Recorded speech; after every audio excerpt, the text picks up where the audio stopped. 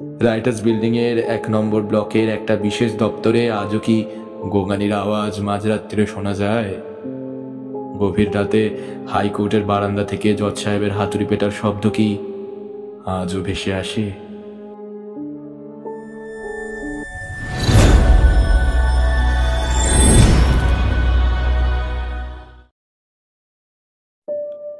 রহস্য রোমাঞ্চ audio stories শুরু হচ্ছে কার্তিক মজুমদারের লেখা ভুতুড়ে বাড়ি। ভূতের চর্চা যারা করেন তারা অনেকেই বলে থাকেন যে বিদ্যুতের আলো আসার পর থেকেই ভূতরা বিদায় নিয়েছে। এই উক্তি কিন্তু আপ্তবাক্য বলে মেনে নেওয়াও কঠিন। এখনো কলকাতা বা অন্যান্য শহরে কিছু কিছু বাড়িতে মাঝে মাঝে যেসব অপরিচিত অদৃশ্য আগন্তুকের উপদ্রব হয়, তারা কিন্তু কেউ অজ্ঞাত কুলশীল নন। তারা আমাদের অতি পরিচিত ভূত। এত বঙ্গদেশে ভগ্ন গৃহের তো অভাব নেই। খোদ কলকাতা শহরেই বহু ভাঙাচোরা বাড়ি আছে, যে বাড়ির দিকে তাকালেই অনুমান করা যায় যে মানুষ ছাড়া আর সকলেরই সেটা আদর্শ বাসস্থান। পথের উপর দাঁড়িয়ে সেই সব পৌরবাড়ির সৌন্দর্য খুঁটিয়ে খুঁটিয়ে তৃপ্তির সঙ্গে নিরীক্ষণ করতে ভালোই লাগে, কিন্তু তার অন্দরে পা ফেললেই অন্যরকম। সাহস বলে যে অহংটি আমাদের হৃদয় কন্দরে বসে অহরহ আস্ফালন করে, সে তখন হয় স্তব্ধ হয়ে যায়, নয়তো মুহূর্তে অন্তর্হিত হয়। এছাড়া সর্বাঙ্গ অকারণে ছমছম বা শিরদাঁড়া শিরশির করে ওঠে। উপরন্তু পশ্চাৎপদ হওয়ার দুর্বার বাসনা জাগে। দিন দুপুরেই যদি এই দশা হয়, তবে প্রদোষে কিংবা ত্রিজামা রজনীতে কি হবে তা সহজেই অনুমেয়। একদা কলকাতার আপার সার্কুলার রোডের পাশে পার্সি বাগান পাড়ার একটা ভুতুরে বাড়ি সম্পর্কে সাহিত্যিক প্রমোদ চৌধুরী তার চিঠিতে লিখেছেন, নগেনের কাছে শুনেছি যে পার্সি বাগানে বহুতর প্রেতাত্মা বহুদিন ধরে বসবাস করে আসছে। নগেনবাবুর পিতা বাড়িটিকে কিনে অনেক কষ্টে তাদের সঙ্গে বনিবনা করে নিয়েছিলেন। তাকে এই বাড়ির গুণে ক্রমে থিওসফিস্ট এবং স্পিরিচুয়ালিস্ট হতে হয়েছিল। কালীকৃষ্ণবাবু না জেনে শুনে বাড়ি কিনে ঠকেছেন। তার মেয়ে জামাই বাড়ি ছেড়ে পালিয়েছেন। তাদের নতুন বাড়িতে গিয়েই একটি ছেলে মারা যায়। তারপর কালীকৃষ্ণবাবু বাড়িটি হাত থেকে ঝেড়ে ফেলতে চেষ্টা করেন, কিন্তু নগেনবাবু ছাড়া আর কোনো খরিদ্দার তিনি পেলেন না। নগেনবাবু 2 বছর আগে কালীকৃষ্ণবাবুকে 1,75,000 টাকায় বেচে এখন 1 লাখ টাকায় আবার তার কাছ থেকে কিনতে চান। কালীকৃষ্ণবাবুর তাতে একটু আপত্তি আছে সহজেই বুঝতে পারেন। নগেনবাবু বলেন তিনি ছাড়া এই বাড়িতে কেউই থাকতে পারবে না, কারণ যারা সব আগাগোড়া সাদা কাপড় পরে রাত্রিরে গাছের তলায় কিংবা ডগায় দাঁড়িয়ে থাকেন, সিঁড়ি দিয়ে কেবলই ওঠেন ও নামেন, ছাদের উপর দুপুর রাতে কেবলই ফুটবল খেলেন, দৌড় জানালায় নাড়া দেন, ঘরের অন্ধকার কোণে দাঁড়িয়ে খিলখিল করে হাসেন, তাদের সকলের সঙ্গেই তার অনেক দিনের আগে থেকেই পরিচয়, বন্ধু বললেই হয়। আর তাছাড়া নিজের 2-1টি নিকট আত্মীয় এখন সেই দৌলভুক্ত হয়েছে। সেই জন্য নগেনবাবু পার্সি বাগানে বেশ আপনার লোকের সঙ্গেই থাকতে পারেন। বাইরের লোকেদের এই প্রেতাত্মার দল বড় জ্বালায়। হানাবাড়ি নিয়ে চৌধুরী মশাই স্বভাবসিদ্ধ কৌতুক করেছেন, অনেকেই করেন, কিন্তু হানাবাড়িতে রাত কাটানোর অভিজ্ঞতা থাকলে পরিহাস তখন পরিত্রাহিতে গিয়ে দাঁড়ায়। সেখানে ভূতের দেখা না পেলেও অনুষঙ্গীর অভাব নেই। ভুতুরে বাড়ি বলার চেয়ে মনে হয় হানাবাড়ি বলাই সঙ্গত। ইংরেজিতে বলে হন্টেড হাউস। সেখানে এই জাতীয় ভয়ঙ্কর আমাদের ত্রস্ত করে। প্রথম হলো শরীরী বা ছায়ামূর্তি, অন্য দল অশরীরী। শেষ দল অর্থাৎ অশরীরীরা দেখা দেন না, কিন্তু জানালার কাঁচ ভেঙে বাসনপত্র শূন্যে তুলে আছড়ে ফেলে। কামড়টাকে হর হর করে শোবার ঘরে টেনে এনে খাট পালঙ্ক টেনে উল্টে যত রকম নষ্টামি আছে তার কোনোটি বাদ রাখেন না।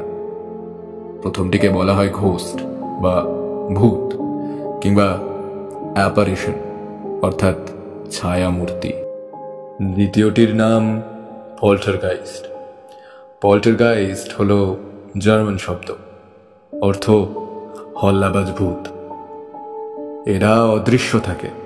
প্রতিটি হানাবাড়িতে ওই দুইয়ের একজন অবশ্যই আসর করেন, হয় ঘোস্ট নয়তো পল্টারগাইস্ট।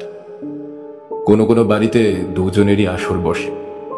সেখানে সোনায় সোহাগার মিলনে ভূতের স্বর্গরাজ্য। দক্ষযজ্ঞ সেখানে নিত্যকর্ম, প্রাত্যহিক ডাল ভাত। ভূত হোক বা ছায়ামূর্তি, যখন খুশি মতো দেয়াল ভেদ করে আসেন তখন তারা সাধারণত কারো দিকে ফিরেও চান না। আপন মনে ক্ষণিকের অতিথির মতো বন্ধ দরজা ভেদ করে উধাও হয়ে যান। এর ব্যতিক্রমও দেখা যায়। নির্জন ঘরে জীবিত মানুষকে একাকী দেখলে কিছু ছায়ামূর্তি কেন জানি না স্থির চোখে তার দিকে তাকিয়ে থাকেন। যে লক্ষ্য তার প্রাণ তখন খাবি খায়। হানাবাড়ির ভূত একটা বিশেষ প্রিয় জায়গার মায়া কাটাতে পারে না। সেই বাড়ি হয়তো তার নিজের চেষ্টাতে তৈরি, অথবা সেখানেই ছিল তার দীর্ঘ কর্মজীবন, তার আড্ডাপীঠ। তাদের কিন্তু হানাবাড়ির সর্বত্র দেখা যায় না, বিশেষ একটা ঘরে বা স্থানে তাদের আনাগোনা। কুকুর সেই ঘরের কাছে গেলেই টের পেয়ে ভয় পিছিয়ে আসে। কলকাতার বয়স 300 বছরেরও বেশি। এখানে বহু কবরখানা, জরাজীর্ণ পোড়োবাড়ি, কোনোটারই অভাব নেই। অভাব শুধু আমাদের কৌতূহলের। বিদেশে হানাবাড়ির মর্যাদা যথেষ্ট। বার্লি রেকচুরিতে রাতের পর রাত কাটিয়ে হ্যানি প্রাইস তার উপর এক চাঞ্চল্যকর বই লেখেন। প্রাইস এবং পিটার আন্ডারউড তারা তো ভুতুরে বাড়ির গবেষণাতেই প্রায় অর্ধেক জীবনই কাটিয়ে দিলেন। ইংল্যান্ডের ভুতুরে বাড়ি নিয়ে গেজেটিয়ার আছে বহু সংখ্যক। তাতে ভুতুরে বাড়ির রঙিন ফটো, বাড়ির ইতিহাস, বাড়ির ঠিকানা, গাইড, ম্যাপ সমস্ত থাকে। বিদেশি ট্যুরিস্টরা দলে দলে পয়সা দিয়ে টিকিট কেটে সেই সব বাড়ি দেখতে যান। আর এদেশে বাড়িতে ভূতের উৎপাত থাকলেও বাড়ির মালিক মুখ খুলবেন না, কারণ তাহলে ভাড়াটে আসবে না। অথচ সে বাড়ির উপরতলা জানলা দরজা দুমদাম করে হঠাৎ সব খুলে যায়, আবার ধপাধপ আপনি বন্ধ হয়ে যায়। ফস করে ইলেকট্রিক আলো জ্বলে আর নেভে, পাড়ার সবাই দেখে। এই কারণেই কলকাতা শহরে বেসরকারি ভুতুরে বাড়ির লিস্ট দুর্লভ। তাই কয়েকটি সরকারি বাড়ি যাতে ভূতের উপদ্রব আছে তাই নিয়েই আমাদের ভুতুরে বাড়ির দুপাতার ইতিহাস। আর তাইতেই আমাদের তৃপ্তি জোড়াসাঁকো ঠাকুর বাড়িতে দ্বিজেন্দ্রনাথের ছেলে নীতীন্দ্রনাথের যে দীর্ঘ ছায়ামূর্তিকে রাত্রিরে দেখা যেত, তা কি আজও দেখা যায়? আলিপুরের হেস্টিংস হাউসে আজও কি ওয়ারেন হেস্টিংসের জুড়ি গাড়ি মাঝরাতে এসে দাঁড়ায়? এখনো কি তিনি কঠোর সিঁড়িতে আওয়াজ তুলে তার হারানো দলিল আর ফটো খুঁজতে আসেন? ডালহৌসি স্কোয়ারের গড়স্টিন প্লেসের আগেকার রেডিও অফিসের যে সাহেব ভূত দেখে গায়িকা ইন্দুবালা ভয়ে কণ্টকিতা গিটার শিল্পী অমিয় অধিকারী অজ্ঞান হন, তিনি কি আজও সেখানে হানা দেন? রাইটার্স বিল্ডিং এর 1 নম্বর ব্লকের একটা বিশেষ দপ্তরে আজও কি গোঙানির আওয়াজ মাঝরাত্রিরে শোনা যায়? গভীর রাতে হাইকোর্টের বারান্দা থেকে জজ সাহেবের হাতুড়ি পেটার শব্দ কি আজও ভেসে আসে? এখনো কি সেখানে নিস্তার নামে নাচনেওয়ালি মেয়েটি তার হত্যার সুবিচারের আশায় তার মুন্ডহীন দেহ নিয়ে কবন্ধের মতনই শীতরাত্রে ঘুরে বেড়ায়? এ নিয়ে কিন্তু আমাদের মাথা ব্যথা নেই, কোনো ঐতিহাসিকের কৌতূহলও নেই।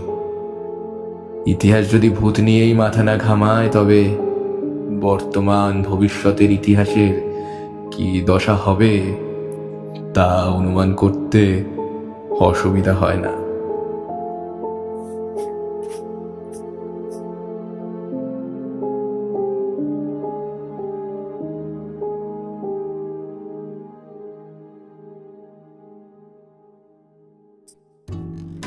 কেমন লাগলো ভুতুড়ে বাড়ির ইতিহাস শুনতে? আশা করছি ভালোই লেগেছে। এবার থেকে প্রতি রবিবার ঠিক রাত 9টায় আসতে চলেছে গা ছমছমে হাড় হিম করা ভূতের গল্প। তাই জন্য আমাদের মনে হলো যে আপনাদেরকে ভুতুড়ে বাড়ির ইতিহাসটা জানানো দরকার। এরপর থেকে আশা করছি ভূতের গল্প আপনাদের খুবই ভালো লাগবে এবং প্রতি রবিবার গল্প শুনতে অবশ্যই সাবস্ক্রাইব করুন আমাদের চ্যানেল। আজকের মতো চলি।